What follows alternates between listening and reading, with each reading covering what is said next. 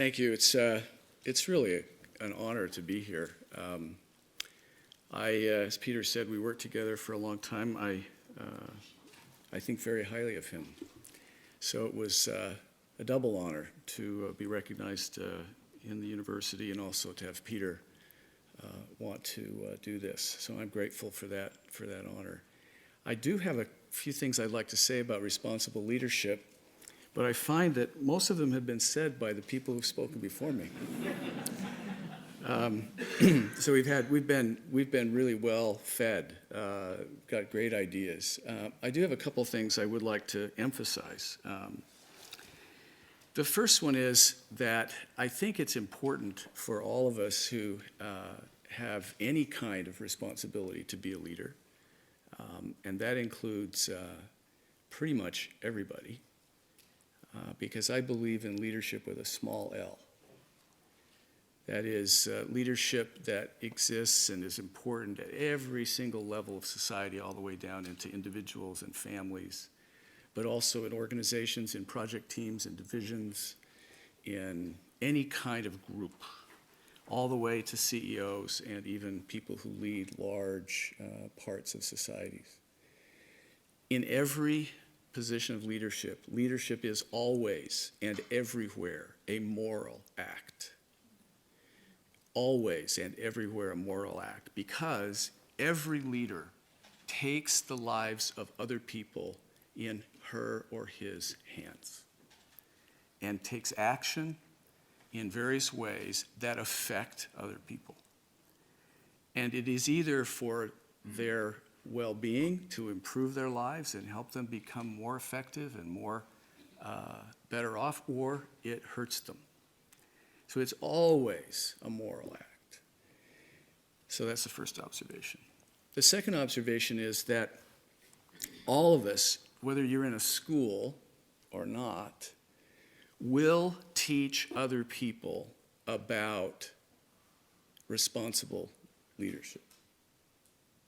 So all of you, no, it doesn't matter what you do, all of you will teach responsible leadership, whether you intend to or not. This is what we came to at HBS. So we thought hard about what should we do as an institution to develop leaders who go out and really make the world a better place. Not rhetorically, but actually make the world a better place. What should we do as a school? And we had to come to grips with the issues that have been raised today about, can you do that? You can talk about it, will it have any effect? And we decided that whether you choose to or not, you will teach people about responsibility. If you choose not to do it with intent, you will do it inadvertently. And you'll do it haphazardly. And they will learn about responsibility from you, but it won't be a happy lesson. You will teach them that you do not care about it, that it is not an important part of being a leader. And they will take that, and it will get into their hearts, because responsibility is always about the heart and the mind. Now, we've talked a lot about the heart today. It's very important. And I'm a firm believer that people can change. Actually, if you think about it for a little while, you'll realize that people change all the time. The issue is, in what direction will people change? How will people change in their lives? I mean, you think about it. Sue and I were talking about this the other night. We have several friends that we knew for long years, and we've watched them over time. And many of them today are very different than they were when we knew them. Very different. And they didn't change immediately after we knew them. They changed many years later. They became different. Now, we talked about it because many of them have been very unhappy in their lives, precisely because they changed in ways that fostered unhappiness. They became selfish. They became more interested in material things to the detriment of their families. They became more consumed by power than by doing the responsible thing. So we watched this happen. The evidence is clear. People change.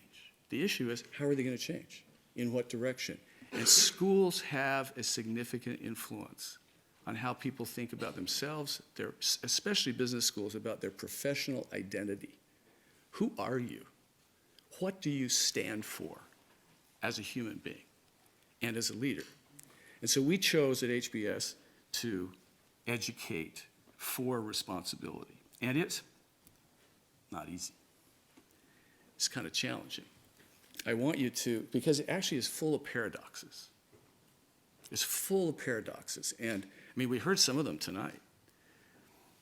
When Charles was talking about Patagonia, talking about an organization that seeks to, that wasn't even founded in order to maximize any kind of economic value, and yet has created tremendous value.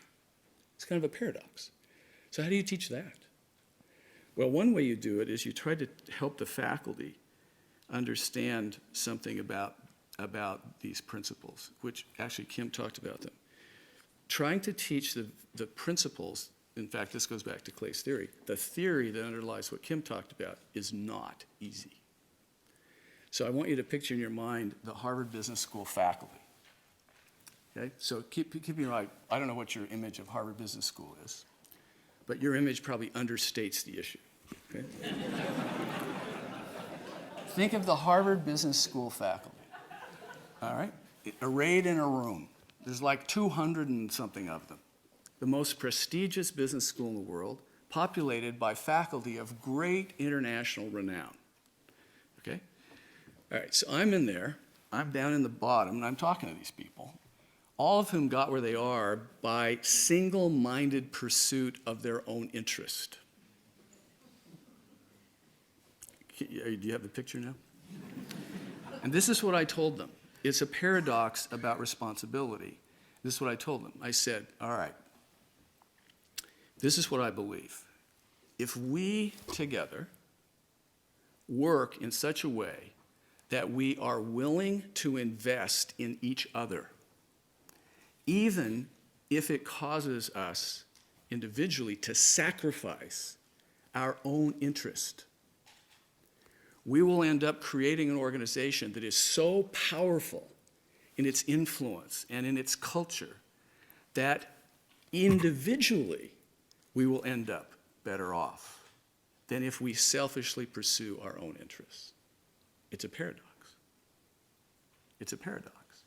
Because you have to believe that if I take time, if Peter shows up in my office and I'm working on a paper and I'm trying to write and Peter appears in my office door and wants to talk to me, I have to set that aside. I have to believe that by setting this aside and spending time with Peter rather than my own work, it will eventually create a culture that's very powerful and I will be better off someday. Only not this day. Right? I mean, that's exactly what you do. But I believe that. I believed it very strongly at HBS, and I believe it strongly now. We saw it begin to happen. One of the sweetest things that happened to me in my time at HBS was a letter I got. It was a letter from one of my colleagues who is an absolutely brilliant economist, internationally renowned, brilliant person, who grew up in a country different from either this one or the one we were in, where he saw people pursuing their own interests to the max. And he saw the consequences of it, and he learned that only the cynics survive. Only people who are ruthless and cynical survive. So when I started talking about, investing in other people, I'll be better off, he just thought that was complete nonsense. It's just kind of like, you gotta be kidding. I have a dean who is a complete naif. Just doesn't understand the real world at all. But I got this very sweet letter from him when I left. And he wrote me this long letter, and he said, when you first talked about all this stuff, I thought, this is nonsense. This is crazy. But as time went on, he said, I decided that I would experiment with it. And so I began to behave the way you taught us. And he said, I have to tell you, I am a convert. He said, I now believe what you believe because I've practiced it and I've watched the change it's made in my life. So it's hard, but it's very powerful. Responsibility, the way we're talking about here, is very powerful for exactly the reasons that Kim talked about. Now, I do have a couple of things I want to conclude with, because responsibility, while it's powerful, is not easy to do. It's not only about the heart. I mean, it's very much about the heart, about what do you stand for, about who are you, about your identity, about your principles. But it's also about the mind, because you cannot be a responsible leader if you are ineffective, if you don't know how to take action that's powerful and effective, or you don't know how to marshal others and organize and motivate people so that they do the things that bring about responsibility. I mean, if you think about what Charles talked about today, think about what it would take in a company to get a company to actually do the things he talked about. I mean, produce products that people like, appealing to a particular segment of a market, and yet build processes in that organization that effectively address those issues. What does it take to get 300 companies to sign up to play a game that's not in their interest? What does that take? It's more than heart. It's skill, it's knowledge, it's expertise. It's the kinds of things we teach about. In fact, I think you can argue that the real, I was going to use the word magic, but I don't like that word. It's not a good word for magic. The real, power in this is to get people who have responsible hearts and very powerful minds. William James, I think, developed the concept which has been deeply ingrained at HBS for a long time, which is he taught that what you want in leaders is someone who's tough-minded, but not hard-hearted. So you want responsible hearts, and you want strong, powerful minds. And you can see it. But there's another issue that I'd just like to share with you. I'm going to use Charles's example. If you look at what he described, you have a situation in which a company's actions, its private actions, have social consequences that are not incorporated into the markets that it serves. They don't show up in market prices. And therefore, if they just behave in their private interests, they'll ignore all of the consequences of their behavior. But Patagonia chose not to do that. They chose to recognize where they have influence that extends beyond the boundaries of the firm, and then attempt to try to address that consequence that they have socially in a way that makes the people affected better off. I think it's fair. Okay, and that's we see that all the time. I mean, if you find firms that are trying to do this kind of stuff, that's what they're doing. But I would like to suggest there is a way to take that logic one step further. It doesn't happen, it doesn't work all the time, but there's enough evidence that it works some of the time that it's worth making it part of a leader's I would call it consideration set, if you will. What do leaders think about? It ought to be in there. So I'll give you one example. A leader that I have a lot of respect for is a man named Paul O'Neill. He was the CEO of Alcoa, big aluminum company. You guys call it aluminium, I think. Is that right, Dave? Yeah, either way, it works? Yeah. Anyway, metal. Very nasty business to make that metal. A lot of mining, a lot of smelting, a lot of metalworking. It's very, very dangerous.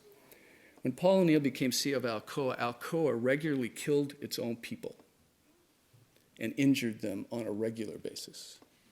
But their safety record and their health record was superior to the industry they were in.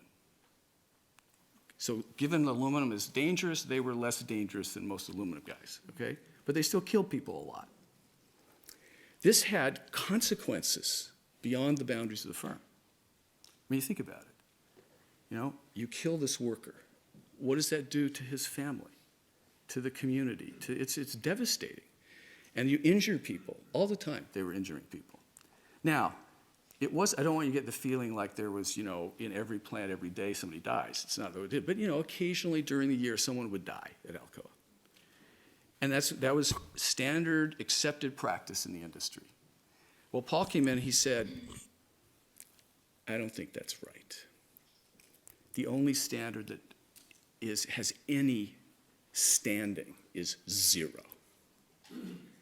So we are going to seek to have 0 fatalities and 0 injuries. Incredibly difficult to do. But the idea about taking it a little further than Patagonia is taking is to say, can we, by searching in this space, so this is a space in which there is failure, in which there is destruction of value outside the firm. By searching in that space, can we find not only ways to ameliorate the situation, but can we find ways to increase value actually in both segments, for the firm and for society? Because what happened in the O'Neill case is that they went after 0. And he was dogged. And he got a bunch of people convinced, he said, how can you accept anything other than 0? How can you say to a family, come work for us, and your probability of dying is only 0.04? Today. He says, it's unacceptable. And he taught that and taught it and taught it. What happened, though, was as they pursued 0, they began to discover things about their processes and about their systems and their information and communication and all sorts of things. And over time, it got lower and lower and lower and lower, the safety record. Fewer and fewer people died, less people were injured, significantly fewer, and Alcoa's processes got better because they began to discover things about their processes they didn't know. Now, someone could argue, someone trained like Peter in economics, which is actually what I was trained in, would say, well, they should have discovered that already anyway. These people who say that, they never ran a company. They never played that game. It's not that easy. In fact, what I think happens is when you see failure in that way, you see destruction of value in society, it's a signal to the firm. Here is a potential zone of opportunity for us to explore and see, can we find things that will add value in society, but also add value in the firm? It's not going to happen all the time, but it will be, I think, a powerful thing. One last thought. This is about Peter's systems. There's a recent paper by Rebecca Henderson and one of her colleagues, his name is Kartik Rana, who argue that leaders who are embedded in the kind of economic system we're all embedded in, where you have private enterprise and you have governments and you have kind of this mixed system that we have. Leaders in that world have a responsibility for the system. That is, there are times when it is justified for private individuals to take action to preserve the integrity and therefore the legitimacy of the system, even if it causes some short-term cost to their companies. The example they use is accounting standards. If accounting standards are manipulated by the participants, and the participants actually are involved in setting the standards, and then because of their knowledge of the standards, they can manipulate them to their advantage, that will cause eventually the system to collapse because no one will have any faith in it. And therefore, what will happen is there'll be regulation. And you know what happens when you get regulation? You get corruption. You get costs on the system. And eventually, it just starts collapsing on itself. Now, there's some, by the way, I don't have time to explain this all to you. This is actually what happened in Hitler's Germany. I'll leave that with you. You can reflect on it, okay? So, the point, I want to use an example that's not currently a huge problem. It's a medium-sized problem, but it's going to get a lot bigger.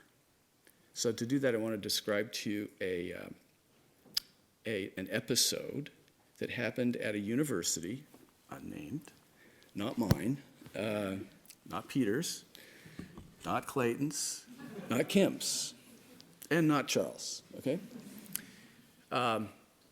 Student comes into a teacher. Teacher has in front of her, it's a woman in this case, it's a professor, she has a paper this student wrote.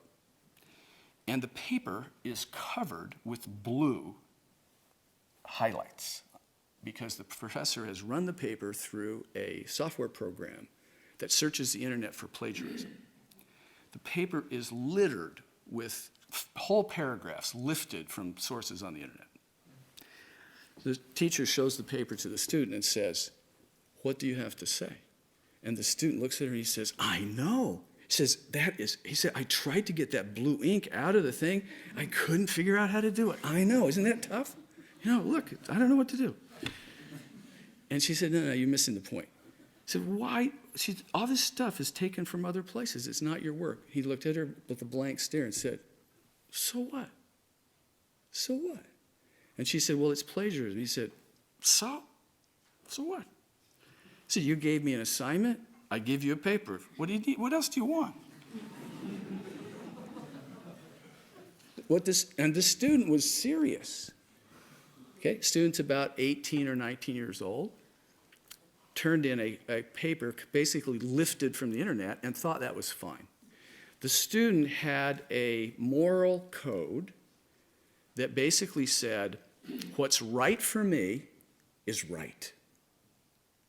I want you to think about that for a few minutes. What's right for me? So whatever makes my life better, according to me, is right, morally right. Okay? There's a whole generation of young people out there who have this code. Whole generation. They're flooded with information. Their view is, you know, well, you have requirements, but they're sort of your thing, and I have to meet them, but I'm going to meet them however is best for me. And all your rules, I don't really care about your rules because they don't really apply to me. So that's how I'm going to be. Now you think about what that would be like if that moral code that is in a lot of what I would call the rising generation in the world, you take that moral code and imagine that's the code that is in the population. And that's the code that starts getting into the people who run organizations. Well, I guarantee you if that happens, the economy that you saw recently in the 2007, 8, 9 period will feel like a cakewalk compared to what will happen if that code takes over. Okay? So that's my prediction. Now, that means everybody, every leader, every person with any interest in a healthy, functioning, growing economy, I hope that's all of us, has a responsibility to counteract that moral code in whatever way you can, whether you're a teacher, a leader, in a firm, in a home, wherever you are, in families, in organizations, wherever. You need to recognize when it pops up, and you need to teach. And it won't help you to start by teaching them about the Old Testament. This will not be the most effective way to start. Okay? You might get to the Old Testament at some point, but it's not the most effective way to start. you can start by helping them see that by having that point of view and that moral code, they are headed to sure personal disaster. Because they are. Because no one will trust them. No one will believe anything they say, including the people they want to believe them. Think about it. That code destroys human relationships, destroys organizations, destroys families. It's a sure recipe for disaster because it's very short-sighted. And you can start there by teaching them it's in their interest to learn to tell the truth. It's in their interest to care about how other people feel. It's in their interest to think about the consequences 2 or 3 steps down of their behavior. So all of us have that responsibility. It's a good example of being a responsible leader, is to teach the paradoxes so that people understand. Well, I've gone on long enough. It's grateful to be with you. Look forward to questions and hope we'll get some. Thank you.